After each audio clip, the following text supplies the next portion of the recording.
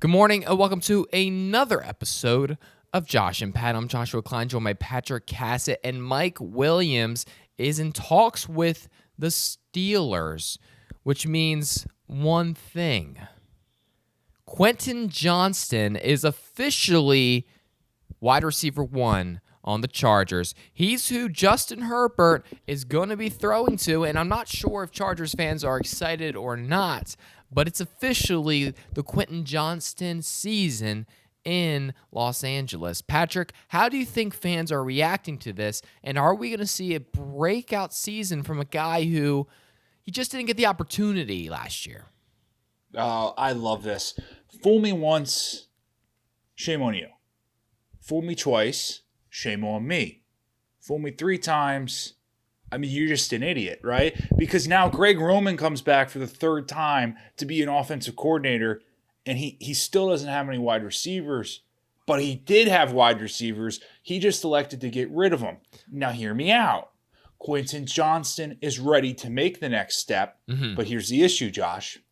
I don't think they plan to throw the ball ever. That's the issue of that. It's the interesting thing about Jim Harbaugh. He did something really well with Michigan. They handed the ball off like nobody's business. And people were saying that, like, hey, J.J. McCarthy, he's not a good quarterback. He just knows how to hand the ball off. People were saying, Joe, just wait till he gets to the handoff drills on the combine. He's going to do so good, right? You bring in Greg Roman. Greg Roman, notorious for having a run-first offense that, let's be honest, with Lamar Jackson, didn't really throw the ball too much. And wide receivers were not happy. Hollywood Brown was like, I'm out. I'm not doing this. It wasn't until he left that we were able to get, actually, a star wide receiver in Odell Beckham Jr. off free agency. So there was a lot of, things there that I guess is now coming to the Chargers. And they really only, again, have one wide receiver, which, to me, Patrick, is interesting because the only weapon that they actually have on their team is a quarterback who can throw. That has a really strong arm. Yeah, and he feels like he is actually legitimately one of the better quarterbacks in the league. Right. So, and I'm just thinking out loud here, Josh. I'm not saying that Justin Herbert can't move. I agree that he can go pick up some yards, but I definitely wouldn't call him a run-first quarterback. No. Now tell me, who's the Chargers running backs right now? Well, they got Gus Edwards. Okay. And so they got Joshua Kelly. Okay. Jared Patterson. Right. Isaiah Spiller. Okay. And Elijah Dotson. I mean, that's a 5-headed monster if I've ever seen one. So essentially they're going to be drafting Blake Corum is what you're saying. Yeah, it sounds like that's definitely a chance. I'm looking at the wide receivers, Josh, and we're talking about an all-time group here. Yeah. Don't forget about Joshua Palmer. Oh, okay? No, I didn't forget about him. Hey, don't forget about him because I think Joshua Palmer because, look, we're saying that Quentin Johnston is ready to take that next step. He's ready to take that next step, clearly. But if he doesn't... And that next step for that offense might be blocking downfield. And that's, I think, where we're heading to is that Quentin Johnston's just essentially going to be a tight end. That's that next step for him. And that's good. Yeah. Hey, he's first-round pick. You just got to learn how to use him right. Right. Yeah. Oh, man, it's wild moves. They were making some... And now I understand they had a kind of clean house rebuild. They had no cap space, all that stuff. It does feel like they're structuring this team in a very unique, interesting way, considering that they paid Justin Herbert all this money. Now, maybe they saw the tape. Maybe Justin Herbert's not that guy. I did see many times, many occasions this year, him overthrowing guys, underthrowing guys, not hitting that deep ball. Right, Josh. And I'm not saying he's not the guy, but we don't know. I start thinking, well, what if you bring up J.J. McCarthy? What if they really want to go the J.J. McCarthy route? Yeah. And then they could get rid of Justin Herbert, and then maybe they get a bunch of picks. And I go, okay, feels like you're getting rid of a really good quarterback, but if that's the way to go, you're going to get a lot of draft picks. Right. Then I go, I don't think that can happen anymore, considering pretty much every team has kind of figured out the direction they want to go for quarterback, and I don't think the market would be that big. No, hold up. Figured it out. Here's what they do. If you're the Chargers, you trade Justin Herbert to the Bears for that number one pick. Then now you have a number one pick, and you can go out and you can do a couple things with it. Either one, you go out and you draft J.J. McCarthy with that number one pick. Then you got your guy. Or maybe you go and you get Blake Corum with that number one pick, and then hopefully J.J. McCarthy kind of falls later into the draft, and then you kind of solidify what you're building there. I think and then the Bears get their guy, and they don't have to give equity to Justin Herbert that I know of. Well, I got one better for you, Josh. Screw the quarterback, screw the running back. We just traded away Keenan Allen. We don't have Mike Williams. Let's go out. Let's get Marvin Harrison Jr. with that pick. Right. You could do that. Now, who's going to be we're not sure who's going to be thrown to him at that point that you trade away Justin Herbert. I mean, they got Easton Stick. We saw how well he played Thursday night. He did get reps. Yeah. Okay, so there's some things that they can do. A lot of moves left to be made from the Chargers, so we're excited to see what happens there. Yeah, they got options. Speaking of options, the Browns got 3 at quarterback right now. Deshaun Watson, Jameis Winston, and now Tyler Huntley. That's 3 Pro Bowlers. 3 Pro Bowlers. Probably, I guess if you're talking about from a Pro Bowl perspective, the most accomplished quarterback room there's ever been. Maybe ever. And so that's because, Josh, hear me out. Hear me out. This isn't a situation where you're bringing in a veteran quarterback that's been to Pro Bowls, right? There's arguably 3 quarterbacks that are in the prime of their careers that have been Pro Bowlers. Yeah. You're 100% right on that. I do think it's interesting. I'm not sure what they're trying to say. Like, to bring in a third quarterback. Why did they sign Tyler Huntley? It makes no sense. I mean, was it for the Ravens playbook?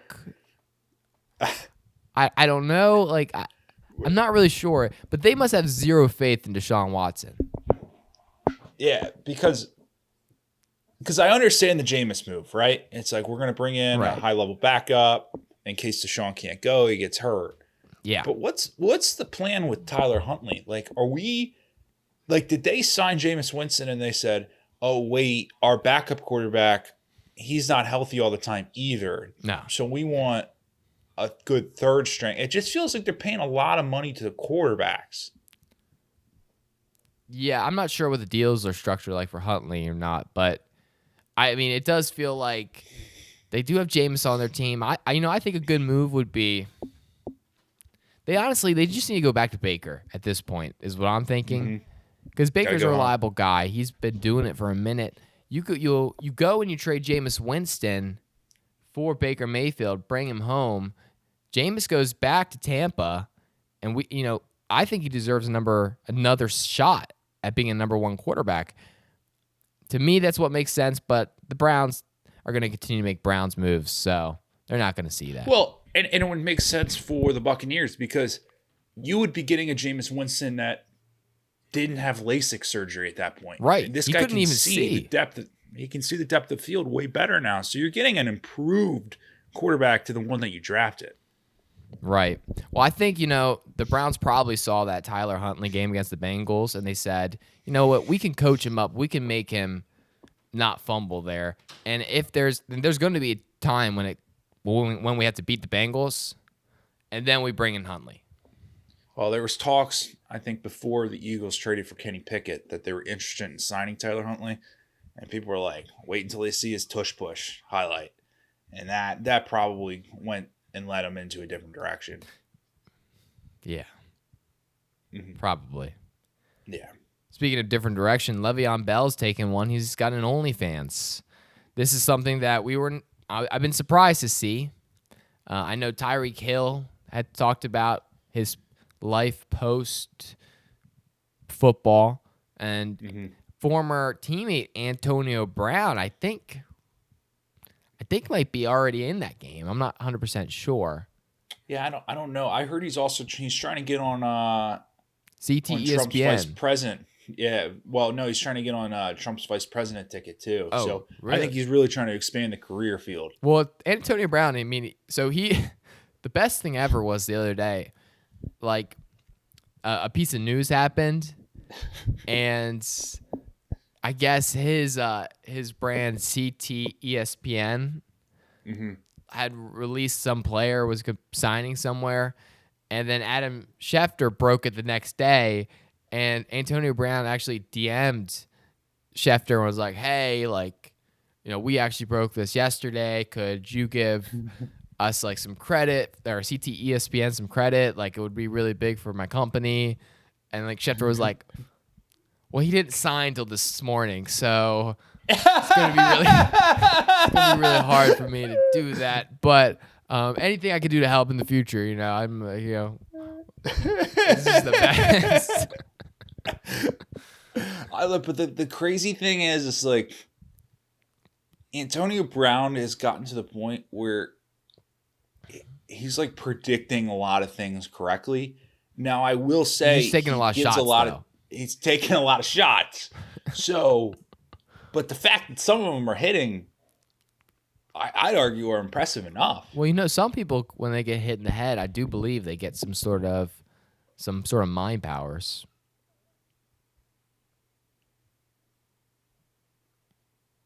Yeah, I don't know how that We don't know. But the Le'Veon Bell OnlyFans is an interesting move. So he's not playing in the NFL anymore. Yeah, but he hasn't closed the book, right? He wants the reunion with the Steelers. And could you imagine Justin Fields and Le'Veon Bell in that running back room? Wow. Yeah, that's dangerous. Yeah, with Russell Wilson as your quarterback?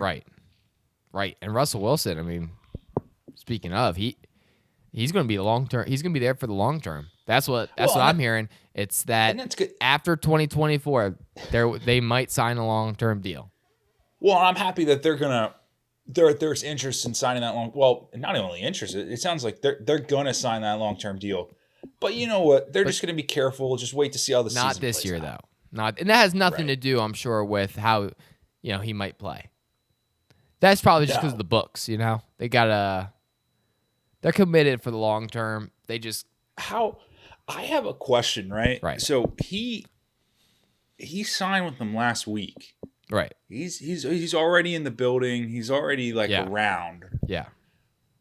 Did he just leave his wife and kids with Future and just go to Pittsburgh, or did he just suddenly move his whole family within a week? I think the way it works is you fly out initially, stay in a hotel, then you go back and you get them. Right, Josh, but there's nothing happening right now. What do you mean? There's no off-season training going on. Yeah, but you had to fly out to make the press conference. That's how it goes. Yeah, but then he just stuck around, and he was just showing up at Patrick Queen's thing with the Steelers. Oh, and he was taking pictures with Mike Tomlin and And so did he just actually leave his wife and kids? And was like, hey, well, it's a business honey, trip, work trip. How long's the work trip? I don't know how long work trips are supposed to last, because but I do know that look, Josh, if he stays away too long, there's a guy named Future that might try to swoop back in. Listen, I'm not convinced. I think he's been there the whole time. Really? Because he does have that one kid. Yeah.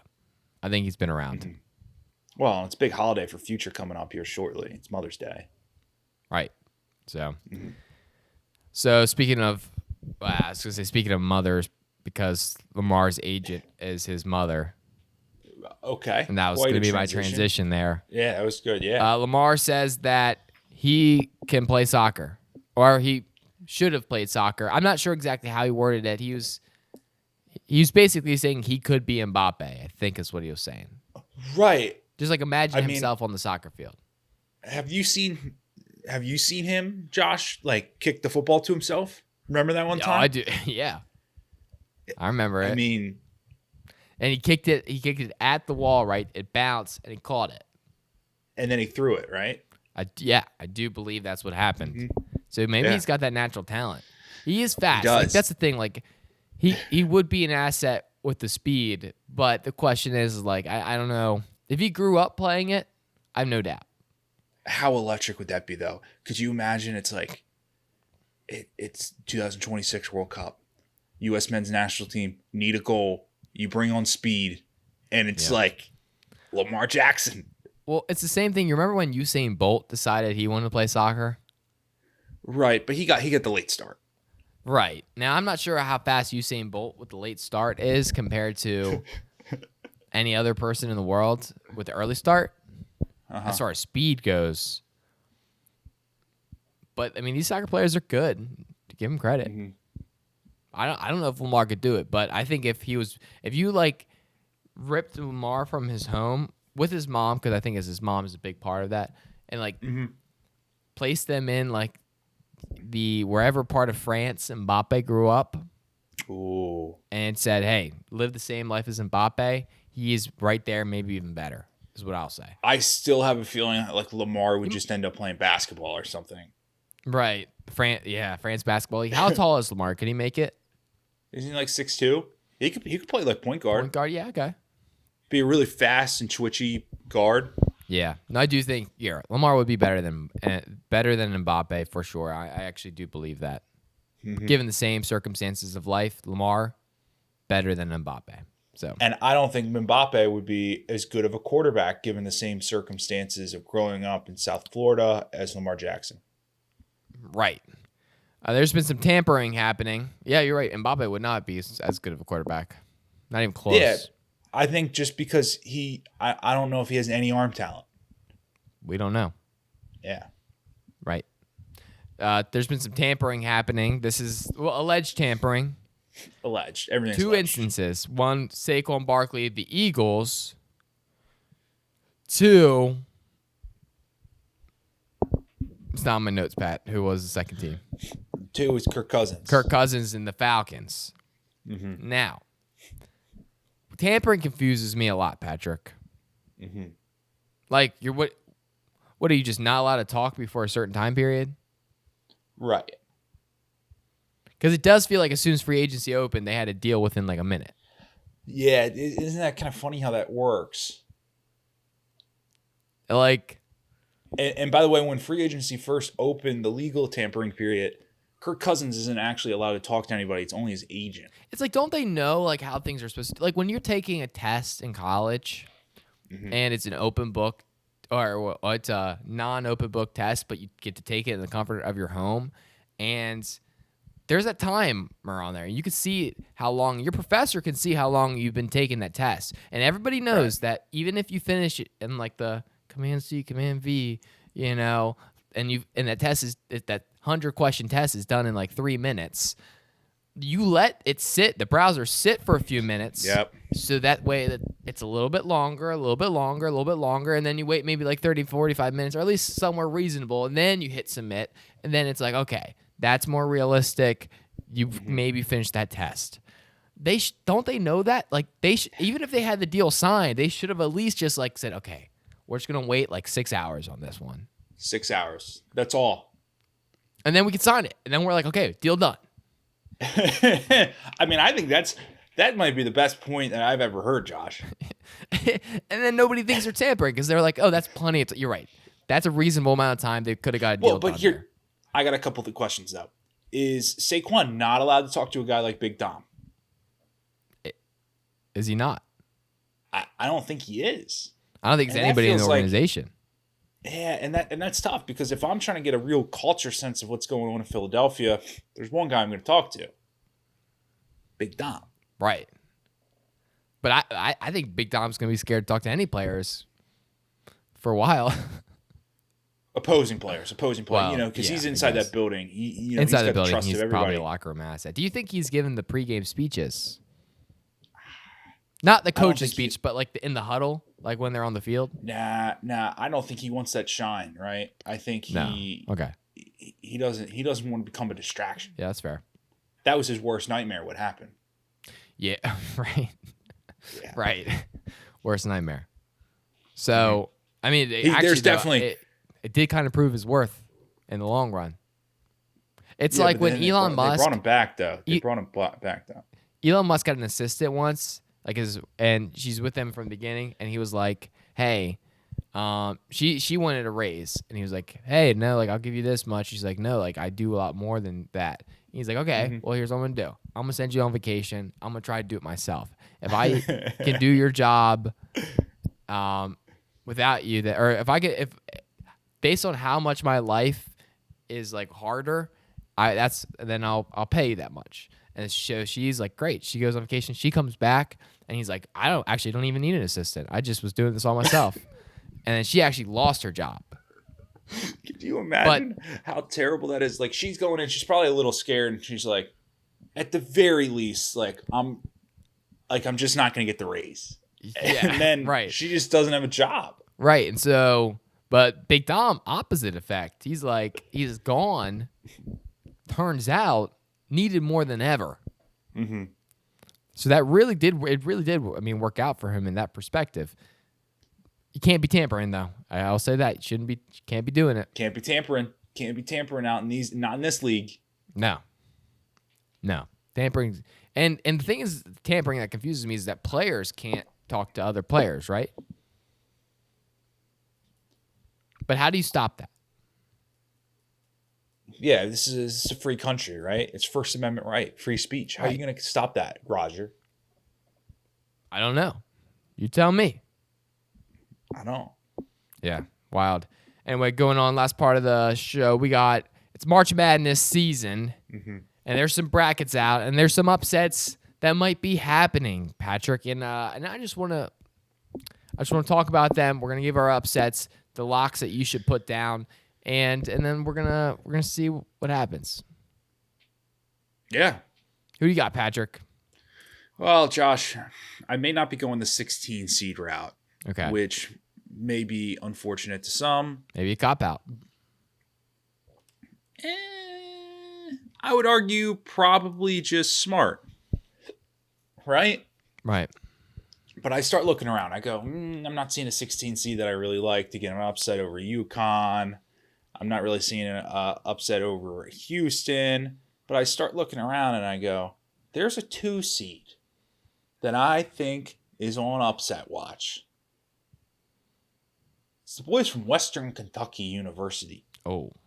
That I think can get Marquette on the ropes. I love everything about Western Kentucky, and I'll tell you how much I know about Western Kentucky. Tell me. I know it's in the western part of Kentucky. I have heard that. I know that Kentucky is a basketball state. That's true. And I know that Marquette is pretty good at basketball, but I don't think they're going to be pretty good in the first round. I like Western Kentucky. Okay, Patrick, I'm going with, and listen, sometimes in life you got to pick something just because you want to believe in something. Sometimes, yeah. Sometimes you got to say, hey, I'm gonna. I don't know what the best way to go is, but you know what? I know the way that I want to go is. I know what I want to believe. And Patrick, I'm gonna bet on a guy who people have counted out. Okay, Counting out. and I'm talking about Stetson Bennett. Ooh. Stetson Bennett is a guy that got drafted. A little pushback there. and people say he's done. He's gone. He wasn't even on the Rams roster.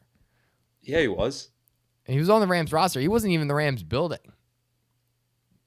I don't think that was the Rams' fault. Right. But he's coming. He's Stetson Bennett coming back. And I also believe that this is the year of the Stetson. I think Stetson does it over UConn. Now, because here's why. Think about this. Before you call me crazy, did anybody say that, was it UMBC was going to win? Beat Virginia? No. Right. Here's the thing. I got something a little against Stetson. I actually toured that university. Really nice. Weather's good. Nice. Just feels a little too utopian. Feels like you're stuck in a box. Oh, like utopia? Yeah. Isn't utopia like really nice? You mean dystopian or utopian? What's the difference between the two? Utopia is like a really nice place that like a fantasy land that you would love to live. Dystopian is like the end of the world, like or like No. dystopian future. I was right. Dystopian future is like think 1984. Gotcha. Fahrenheit 451. Sure. Right? Okay, that's still weird. Anyway, no, it is utopian. It was really nice. Really nice campus. But Then I was I don't like, know why you hate it. it just didn't feel real world. So you're saying because something's too good, it's bad? Like the campus, like it was almost like I was like in a box. Like it was super nice, but it was small. Yeah, like I you don't felt know. like Maybe you things were were in one of those like the gardens that like the monks like trim up stuff. right, but it was like the impression that like you totally can leave, like 100%. But I was like,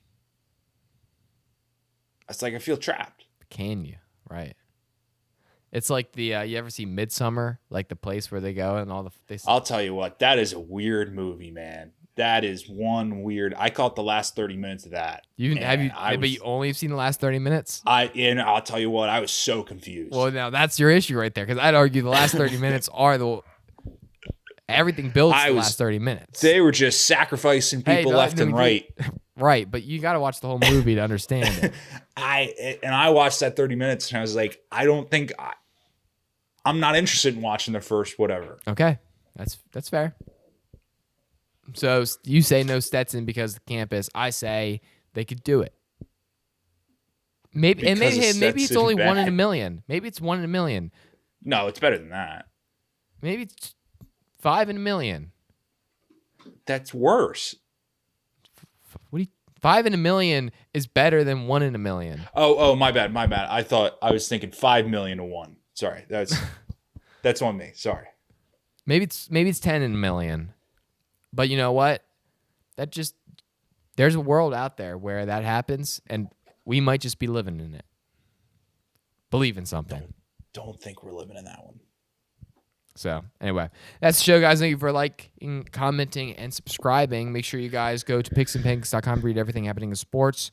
We got a lot of basketball coming up in the next 2, 3, 4 weeks. Actually, it's gonna be a few days of basketball. A lot of basketball. So it's going to be exciting. And anyway, you guys have a wonderful day. We'll see you guys on Monday for another episode, or Friday for another episode of Josh and Pat. Peace.